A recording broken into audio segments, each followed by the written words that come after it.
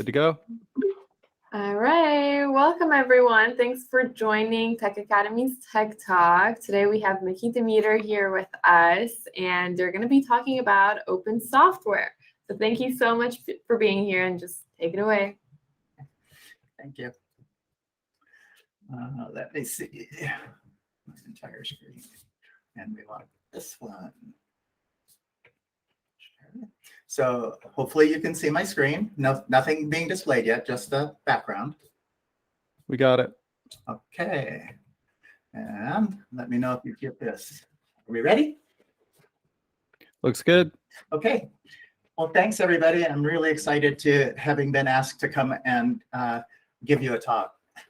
This talk is one that I give on average 4 to 5 times a year.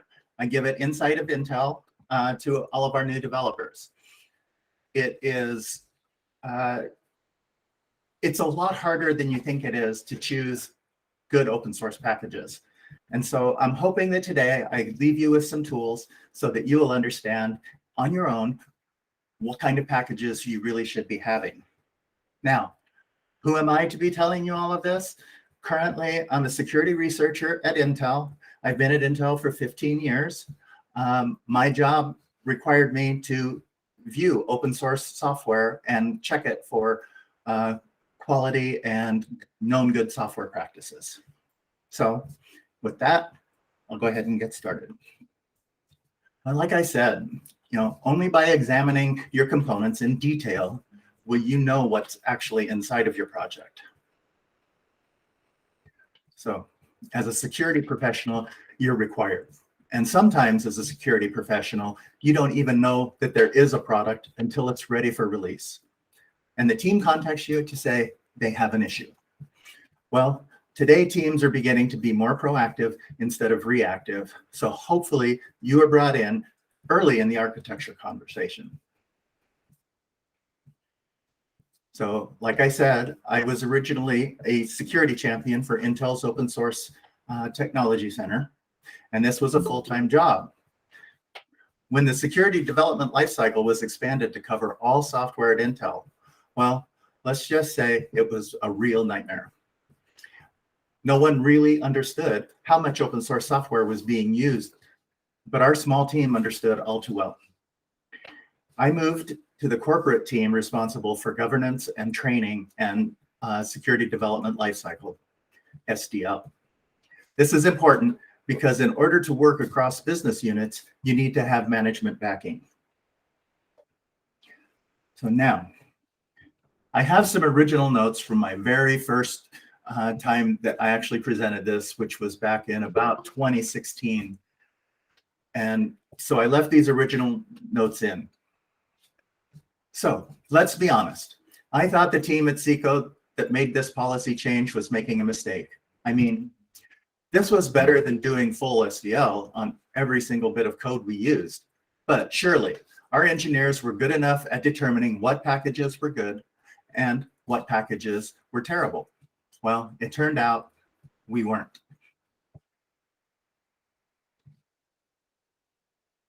So this isn't good news at all. These reports are already, one of them is 2 years old, the other is 3 years old. And this is, horrible news, is that it shows that more open source software is being used and we're getting worse at securing it.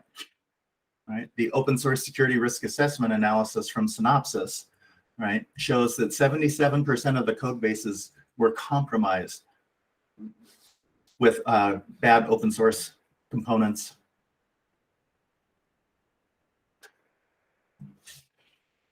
So, like I said, I'm hoping to enable you to, ship more secure and better quality open source software. By giving you some real world examples and a few tools, I hope that this will instill a security first attitude. This enables you to make a good choice up front rather than reacting to issues after releasing software. So you may ask, how do I choose open source packages? Well, I'm not here to tell you how to choose open source. I'm just here to tell you how to make better choices. So I will explain my process for looking at packages because good is such a subjective term. So I'll be the first to tell you, you cannot ever be absolutely sure that the open source software you have chosen is secure. But by taking some time early in the project, you can minimize your risk, and that way you won't be subject to issues during or after your project has been released. So the first thing, and I cannot emphasize this enough, right? And I see this all the time where a developer has chosen a repository that was forked and contains code of dubious origin. License is always a big one.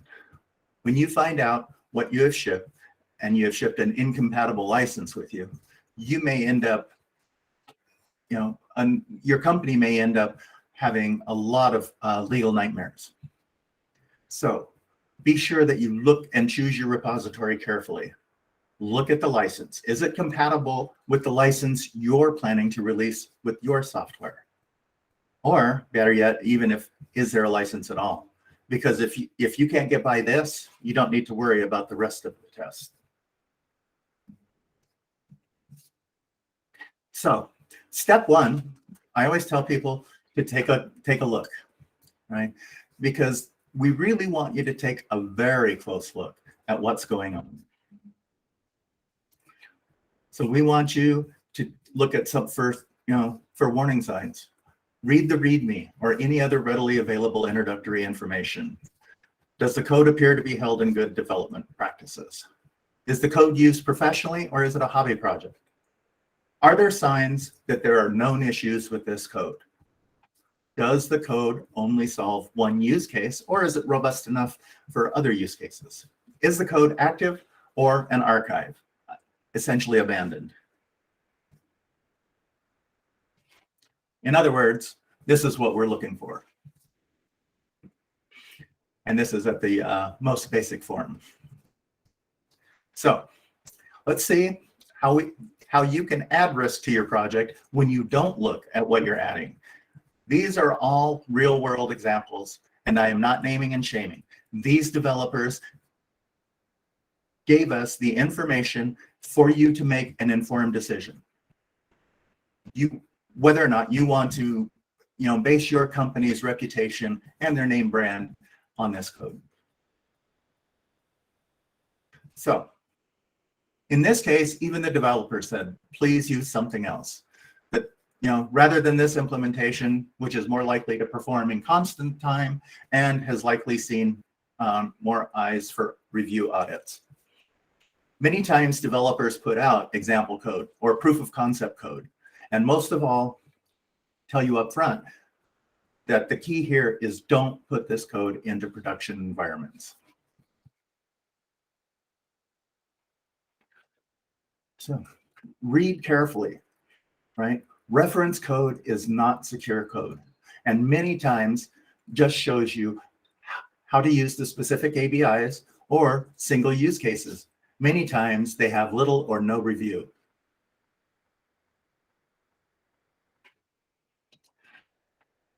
This really should be a very big red flag.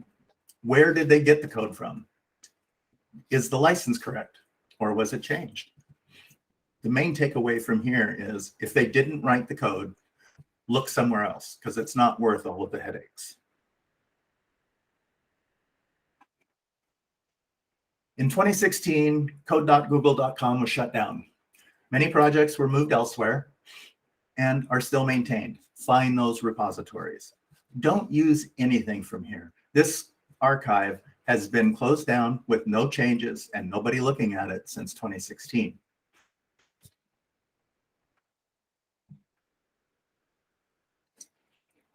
CPAN is a package management system for Perl.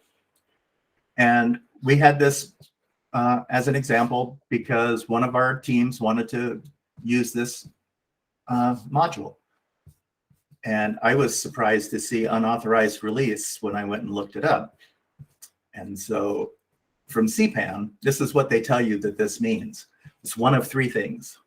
Either a co-maintainer updated and uploaded a new release, but because of an oversight, wasn't granted permission on one of the modules. This often happens when distributions have a different release manager each cycle. Or someone without co-maintainer permissions forked the distribution and uploaded it. Or an author makes a new release in a new namespace without realizing that that namespace is taken by another author. Well, in this case, it actually happened to be the second one. Someone without co-maintainer permissions forked the distribution and uploaded it. This is a big red flag. Remember, provenance is everything. Where did it come from? Can you trust it? If you don't know where it came from, you definitely can't trust it. So just say nope. So here's two examples where the developers are telling you they don't necessarily do this for a living, and maintenance will be less than optimal. You know, if a vulnerability is discovered, can you trust that it would get fixed? Probably better to look elsewhere. And as a note, the statement on OpenCSV would not have been found without reading to the very end. And when I say the very end, I mean it was in the last 3 lines of who maintains OpenCSV.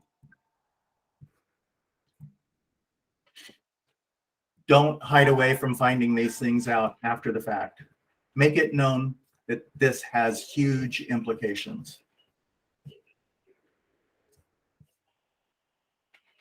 Someone searching for a fast implementation for AES 256 wanted to use this. The author tells you it was built to solve only one use case, and also goes on to tell you that it's subject to attack vectors. I'm not sure I want to rest my reputation on adding this to a project. When it comes to parsers, the minute someone suggests writing their own, just say absolutely not. When you see keywords like faster, lightweight, small footprint, realize that something had to be given up to gain those attributes. What would we like to see? You know, we've looked at some of the timeless real-life examples of everything I hope to never see again. So, on to look at some things that help us determine how well the community supports the open source you are choosing to put into a product. So step 2, check the contributors and the community in general. GitHub has some great metrics that can really help you out. So active contributors are good, but it's the significant contributors that make a huge difference. When was the last time anything was checked in? Or when was the last release? How many outstanding pull requests are there? Are there discussions taking place? How many accepted pull requests? Does the project fix issues? And is there, if fixes are there, are they checked in but no release? Do code reviews happen? Is it one person or a group effort? More eyes is better. Then of course, there is more than one maintainer, because more maintainers, the better. So this is an example of a project. It's Apache Kafka. And as you can see by these graphs, there are many active and significant contributors.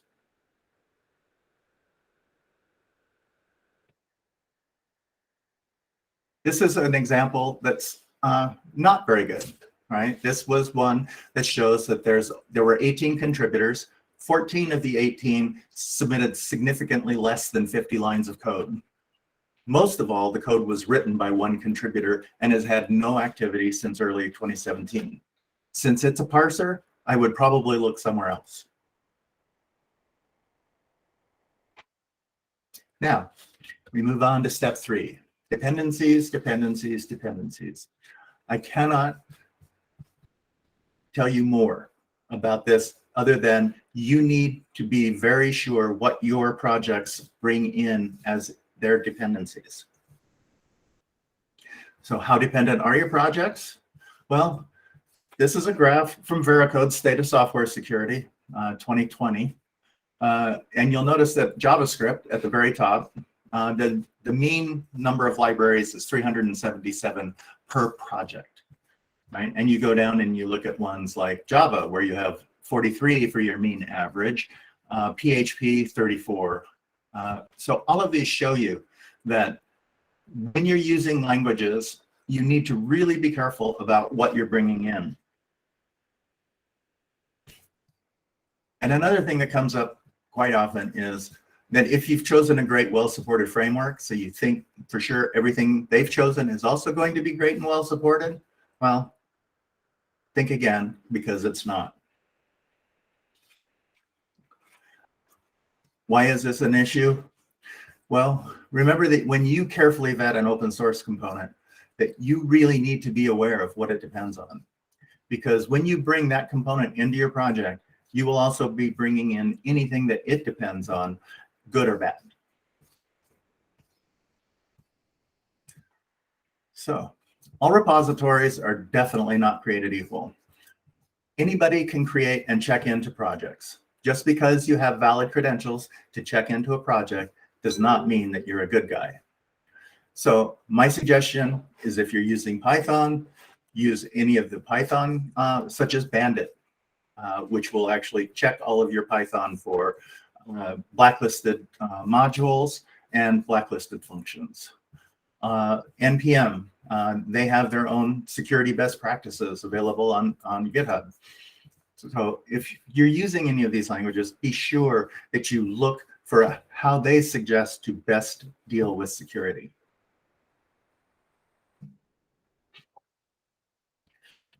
As you can see on this eye chart, this is the tree of NPM top 100 projects and only the first 4 levels of dependency.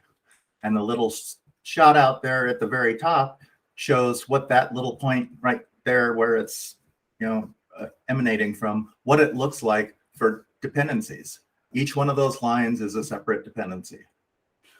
So it's really easy to see how someone could wreak havoc by slipping in a module or even taking one away. And that has already happened. So I would rather imagine everyone's heard about this, about how removing 11 lines of code nearly broke the internet. Well, it's kind of a sad story. It's about a guy whose open source project had the same name as something someone else had trademarked. When he refused to change the name of his already well-established project, the lawyers got NPM to give them the rights to the name and thus trounced his work. Upset, he pulled the rest of his code in protest, including software that was used by a bunch of big names, including Facebook and Netflix. All of a sudden, big popular projects were broken, and people were freaking out everywhere. NPM republished his removed code and gave it a new owner. There's 2 things you should worry about here. 1, if there's a trademark dispute on a name, code, or code that you're using, it may suddenly become completely different code. And similarly, if the project becomes popular, it could be handed over to a new owner without consent or any warning. If you don't verify the code that you're getting, you could seriously be getting anything at any time, and not just from the developer that decided to become malicious.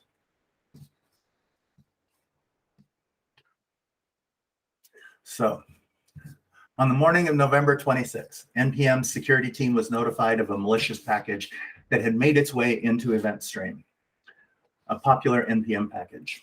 After triaging the malware, NPM security responded by removing the flat map stream and event stream version 3.36 from the repository and taking ownership of the event stream package to prevent further abuse. Now that this has happened, do you think it would happen again? Yes. Despite being just 2 lines of code that perform a very basic check, the is-promise library is one of today's most popular JavaScript NPM packages. According to GitHub, the library is part of more than 3.4 million projects and used as a dependency by 766 others.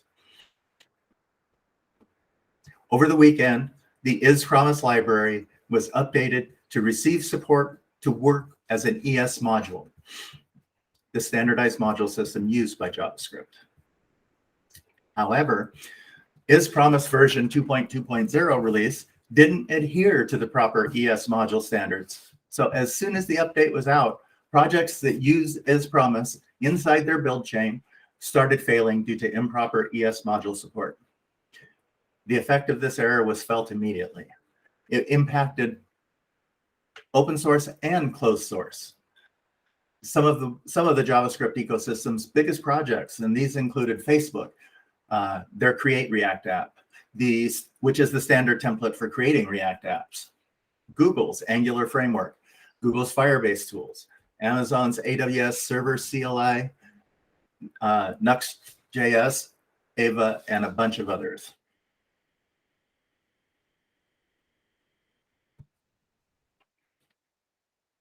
So there's still more. Users of open source public libraries, Colors and Fakers, were left stunned after they saw their applications using these libraries printing gibberish and breaking. Someone surmised that the NPM libraries had been compromised, but it turns out there's much more to the story. The developer of these libraries intentionally introduced an infinite loop that bricked thousands of projects that depend on Colors and Faker. The Colors library received over 20 million weekly downloads on NPM and has almost 19,000 projects relying on it, whereas Faker receives over 2.8 million weekly downloads and has over 2,500 dependent projects. Apparently, the author of Colors and Faker was angry for not being paid. So he decided to print the American flag each time his library is loaded. WTF, tweeted one user. Some dubbed this an instant of yet another open source developer going rogue, whereas InfoSec experts on security called the action irresponsible, stating that if you have problems with business using your free code for free, don't publish free code. By sabotaging your own widely used stuff, you hurt not only big business, but anyone using it. And this also trains people not to update because stuff might break. So the next thing that we want to do is we want to check and see how they handle vulnerabilities and security issues. An ideal procedure would involve a way to keep the vulnerability secret until a fix is found. Typically, good solutions send email to a special security mailing list, bug tracker with a special security flag, or if there's no way to report security issues, specifically assume that they have not thought about it, and this is a bad sign.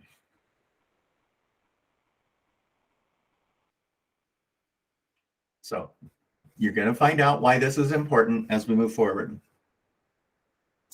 because we know that no known vulnerabilities does not equal security. Just because there are no known vulnerabilities doesn't mean that it is safe to use. In fact, it means quite the opposite. You should probably scrutinize it even more because it is much more likely it means that no one is really looking at it. It does not matter how well looked at it, it will have vulnerabilities and you will need to be prepared to remediate them. This is a good example of a written policy, and this is Apache, and this covers anything under the Apache umbrella. They have a very clear vulnerability process that we know from experience that they follow, and it applies to all active projects under their banner. They even tell you what's going to happen when you submit a security bug. So you can tell if they're handling things by their process pretty easily.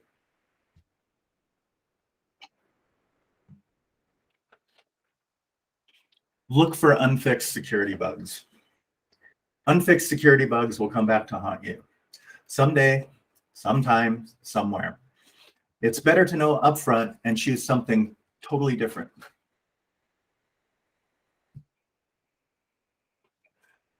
This is the severity of distribution over time of CVEs that have been reported to the National Vulnerability Database.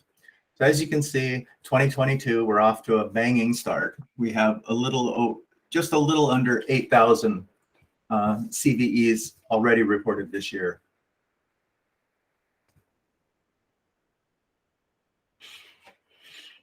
So March of 2022, right?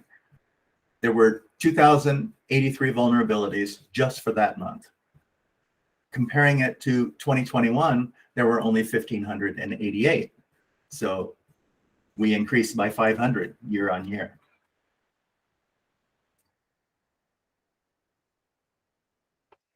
But remember that good security reporting does not guarantee that you'll get good action. You're probably not going to know which companies and groups have good reputations. And that's why you rely on the expertise of the open source group. That's why we rely on the open source group at Intel. But I want you to be aware that this is an issue that could come up.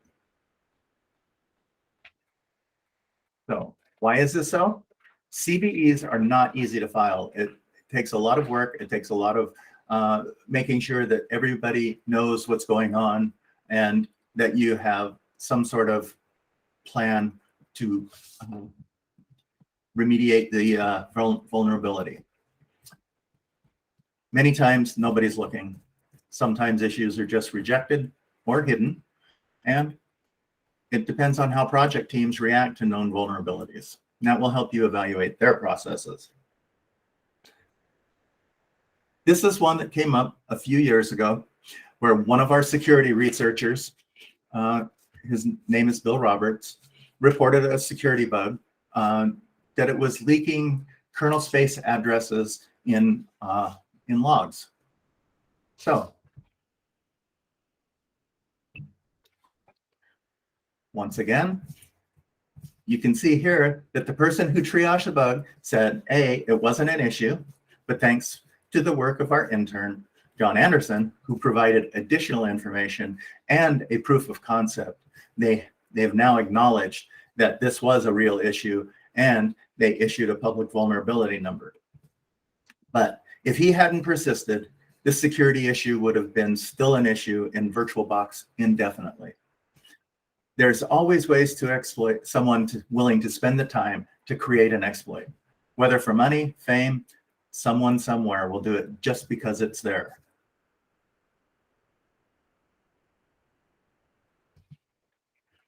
The next thing you want to ask is there any testing being done? So if you're not sure, look around and see if there is a test suite. This was one that I ran across. I thought it was very great because this was their test suite. So what do good and bad test suites look like? I was going to show some examples, but it got unreadable pretty quickly. So let's just talk about some qualities. So some of the qualities that you should look for is, does the test suite cover bad behavior? Not just good behavior. We're looking for a good variety of tests. And test suites are really important for things that parse input.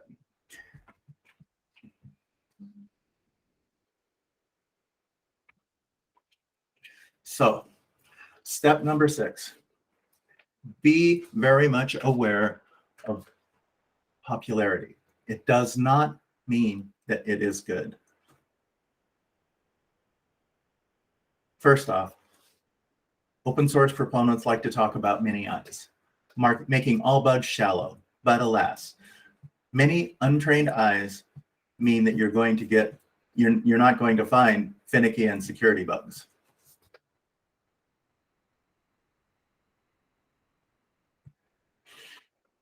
So this came from SNCC. So this shows the number of node package vulnerabilities and critical Java vulnerabilities. So as you can see, year on year, the number of vulnerabilities is increasing. And now, I want to bring this all together for you. There was lots of information here that I presented pretty quickly, and this presentation will be completely available up on my GitHub, and you may use it. It's under a Creative Commons license. So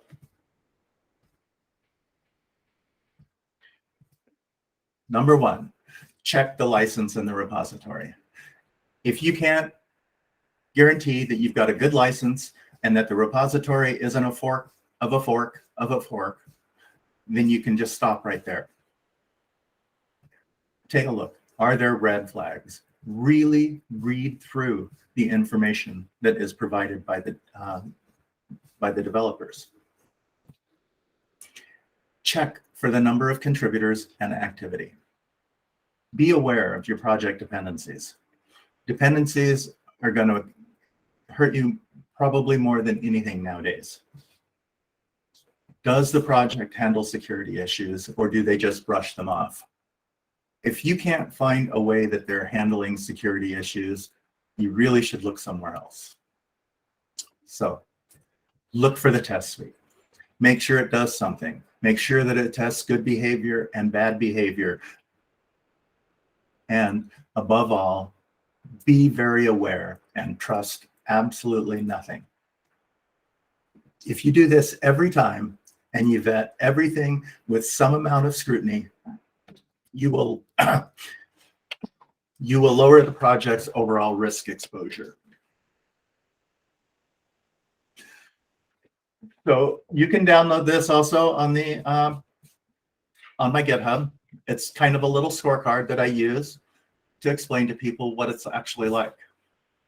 So as we started off, we said choosing the repository.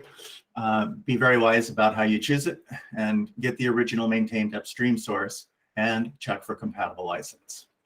In your first look, you can give it an A through F score, right?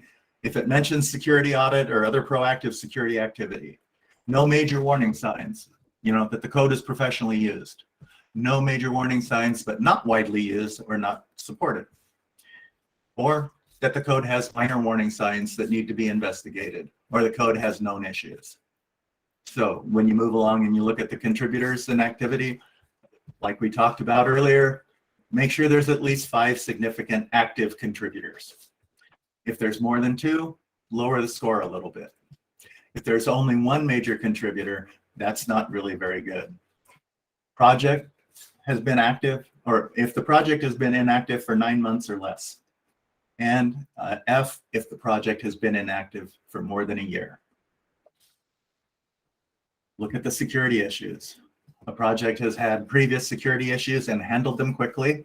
And bonus if they also mention doing proactive security, such as fuzz testing and static analysis or security audits. Project has a plan for security issues, but hasn't used it much yet.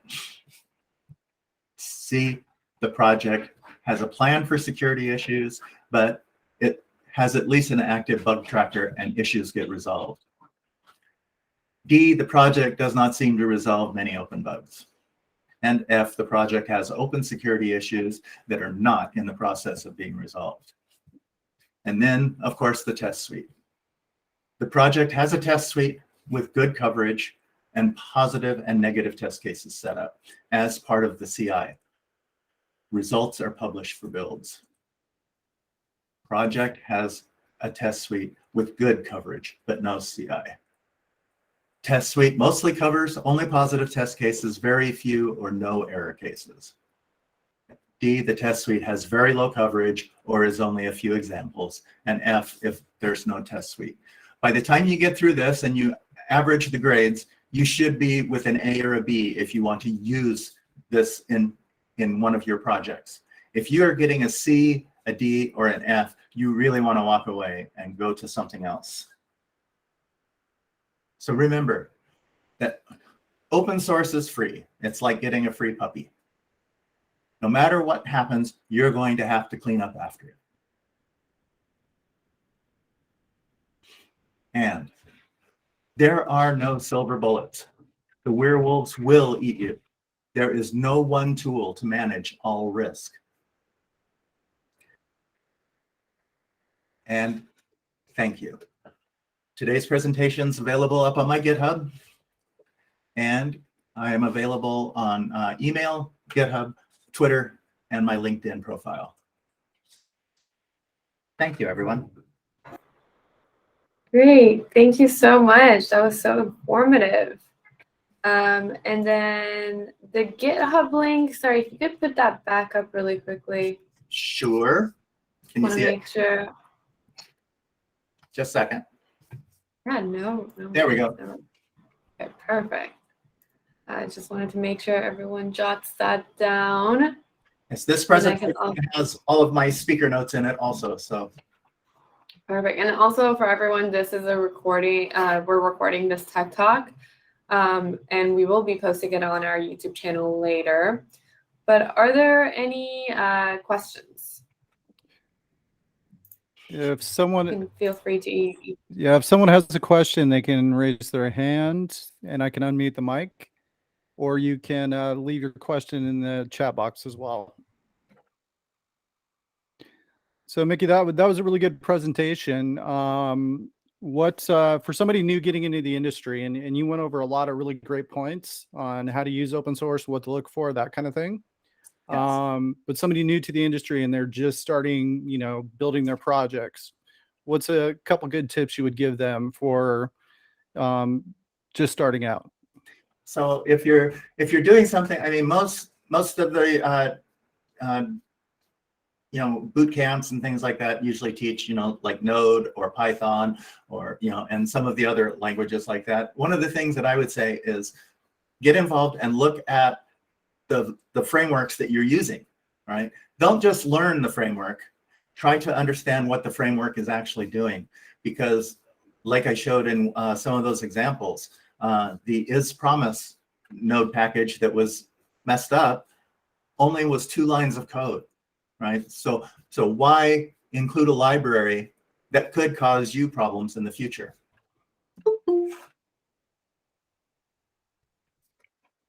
And where do you see things like with attacks and vulnerabilities increasing every year? Yes. What do you see with the future of open source and where this is going to go? I mean, open source is here to stay. It's not going anywhere. But like I said, there's many more people with eyes on open source, and not necessarily good people. As I've shown in some of the data there, that open source vulnerabilities have been increasing year on year ever since the early 80s. And just keeps going. And there will always be, I mean, a 0-day is lucrative for people who are, bad guys. You can get, $250,000, $500,000 for one O-day.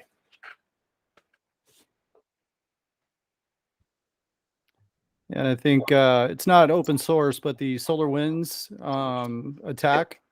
Yes, that was a backdoor attack. Yes. Well, I heard that they were using like the default password for, and that was why it got attacked. Yep. I thought that was just amazing. Yes, bad. That's one thing that happens all the time. Default passwords on routers, default passwords on various other things that get used. System software, never changing, or just as bad as using as like QWERTY. So 1, 2, 3, 4. Well, no, our big one is Intel 123. Yeah, change that password. Regina, did you want to take Lawrence's question in the chat? Yes, so Lawrence has a question. So what are some good resources to learn about cybersecurity foundations, fundamentals for someone coming from a junior mid-level developer background? So for cybersecurity issues, if you go to my GitHub, you'll see that I have the OSCP archives, and you can actually go from there over to that's open source. That's the open source version of being a red teamer, right? And so you can look through all of the stuff that OSCP needs to do, right, in order for you to get your certificate. Let's see, and then Lawrence just wanted a clarification on OSCP is dense, ... Pardon? He said OSCP is dense, ... I think a lot to it. Yes, there is a lot to it. I'm sitting here, right? So. Oh, I see. He was making a comment, not a question. Oh, okay. Right. All If that's right. good. But I mean, you can go to other places too. You can go learn about pen testing. You can, from the same offensive security site, you can also, there's many online courses that you can take on, LinkedIn has courses. You have Udemy, you have, all of the different ones that are offering courses that are free. Tech Academy has a great one too. Good plug. Not free, but it's great. I had to sneak that in. Yeah, great question, Lawrence. Any other questions? Well, all right. Well, if you guys do come up with questions, I did put Miki's GitHub and also LinkedIn in the chat box. You guys can feel free to reach out with your questions. And then also, as I mentioned, this Tech Talk is being recorded and we're going to post it on our YouTube channel later. Yes, a lot of new information for you. And then we're going to be posting it on YouTube. Here's a link to that playlist. You can check it out later today. Also, next week we have another Tech Talk. And it's going to be, we're welcoming back Dan Lin. And he's going to be talking about imposter syndrome, which is actually huge in software developers. So it's going to be a really great talk. Make sure you guys join in on that one. Other than that, Miki, thank you so much for joining. We really appreciated your talk. But thanks for everyone for coming also. And I hope everyone has a great weekend. Well, thank you very much for the invite. I was more than happy to come do this. Think of me again. Yes, of course. You're always welcome back. Definitely. That was really informative, Miki. Thank you. Yes. Thank you all, everyone. Thank you. Bye-bye. Don't be afraid to reach out. Yes. Thank Sounds you, good. Miki. I'll be checking your GitHub. All right. Bye, everyone. See you all Have a next great weekend. week. Yes, I can definitely put the links in again. Let me just go grab them.